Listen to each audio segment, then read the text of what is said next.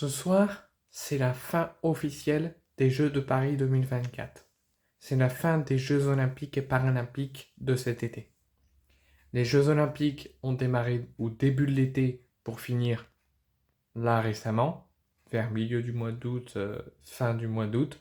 pour laisser place 15 jours plus tard aux Jeux Paralympiques pour les personnes en situation de handicap. Si on dresse un bilan de ces Jeux, cérémonies et rencontres, j'ai trouvé une assez belle fête, je cherchais le mot, et un événement grandiose. Et qu'on va pouvoir, avec grand sourire, le donner à Los Angeles pour les prochains Jeux Olympiques. Si on démarre par la cérémonie d'ouverture, je vous en ai déjà fait une vidéo sur YouTube, sur cette chaîne, mais aussi sur ma chaîne TikTok.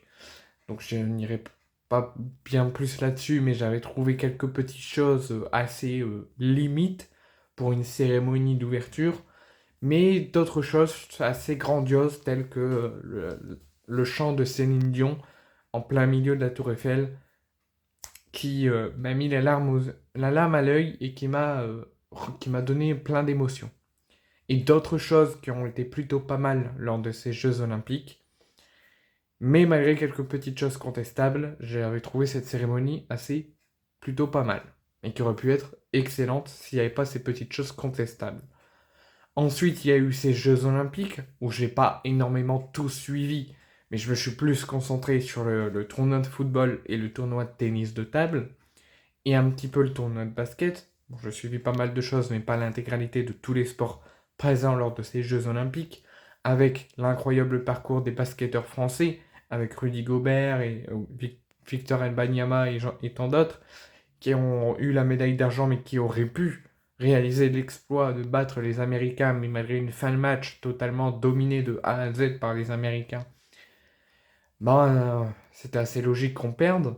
Donc malgré un très beau parcours avec une médaille d'argent accrochée à la fin, et qui pour moi, si les Bleus du basket n'auraient pas affronté les Américains en finale, on aurait pu croire à la médaille d'or, mais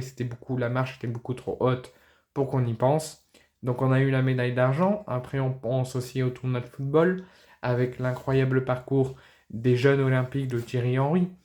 avec les matchs notamment contre l'Argentine, avec cette chaude tension à la fin, avec le rouge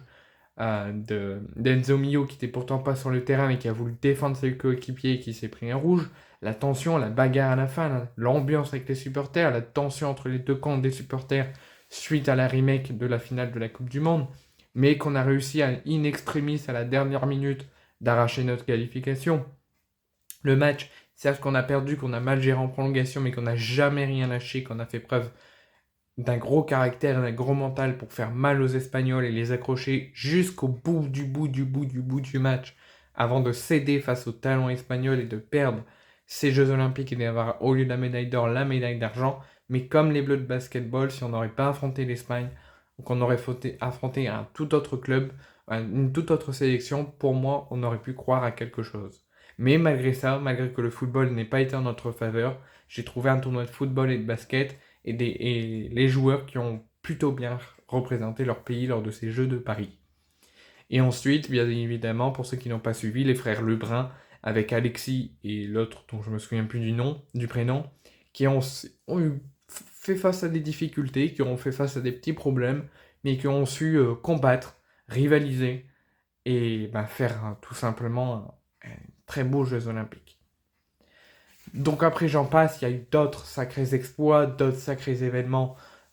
du sport qui ont plutôt été bons et qui ont bien représenté ces Jeux Olympiques, mais c'est les trois plus importantes qui ont bien représenté ces Jeux Olympiques de Paris, qui ont bien mis en avant ces Jeux Olympiques et qui ont bien représenté le pays dans le monde. Et la cérémonie de clôture, voilà, je n'ai pas d'avis à vous donner, je vous avais déjà fait une vidéo. Donc, hormis ce démarrage un petit peu, j'ai envie de dire, timide avec cette cérémonie assez contestable partout sur les réseaux et que j'ai trouvé assez bonne, mais qui aurait pu être meilleure s'il n'y avait pas ces petites choses assez contestables qui auraient pu être changées par autre chose. On a eu de très bons Jeux Olympiques, beaucoup de personnes qui ont très bien représenté leur pays, qui ont tout donné pour bien représenter leur nation lors de ces Jeux. Donc après les Jeux Olympiques, il y a eu les Jeux Paralympiques, avec les personnes en situation de handicap. Je vous le dis honnêtement, je n'ai pas suivi la cérémonie d'ouverture. J'ai vu quelques petits extraits, et pareil ce soir, il y a la cérémonie de clôture, mais je ne regarde pas, donc je ne peux pas donner mon avis sur les deux cérémonies. Là, je suis en train de regarder le Portugal en Nation League contre l'Écosse, qui est en train de réaliser un exploit que je pense que personne n'aurait pensé. Pour ces Jeux paralympiques, encore une fois, j'ai plus suivi les épreuves des Jeux olympiques que des Jeux paralympiques, mais sur ce que j'ai vu, en particulier, je vais vous parler d'une seule chose, c'est l'équipe de France olympique du cécifoot. C'est celle que j'ai envie de représenter lors de ces Jeux paralympiques. Les autres, bien sûr, je leur remercie pour leur parcours, je leur remercie d'avoir bien représenté leur nation et leur pays lors de ces Jeux et d'avoir participé à ces Jeux malgré leurs petits problèmes de santé et leurs petits handicaps. Mais j'ai envie qu'on mette en avant l'équipe de France de cécifoot qui étaient malvoyants, qui ont dû faire preuve de sympathie et de courage pour participer, et que les supporters également, je les remercie également d'avoir été là du début des Jeux Olympiques à la fin des Jeux Paralympiques, mais encore sur cette épreuve, d'avoir su se taire au moment des attaques des joueurs, au moment pour que les joueurs entendent le ballon, entendent s'il y a but, et après pouvoir fêter les buts quand il y en a, d'avoir respecté les règles, je leur remercie, mais quand je vous dis que même si on a des handicaps physiques ou mentaux, ou si c'est physique que ça se voit ou que ça se voit pas, on peut faire quelque chose, on peut croire en nos rêves et on peut créer la sensation. Moi je vous le dis. Et les jeunes de l'équipe de France olympique ont réussi à nous rivaliser, enfin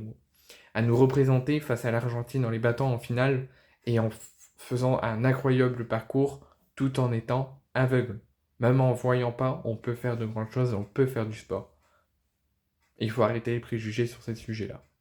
Donc voici mon bilan à peu près personnel de ces Jeux de Paris de cet été, de ce début de rentrée. Maintenant, dites-moi en commentaire ce que vous avez pensé de ces Jeux olympiques cet été et de ces Jeux paralympiques à la fin de l'été et au début de rentrée de septembre.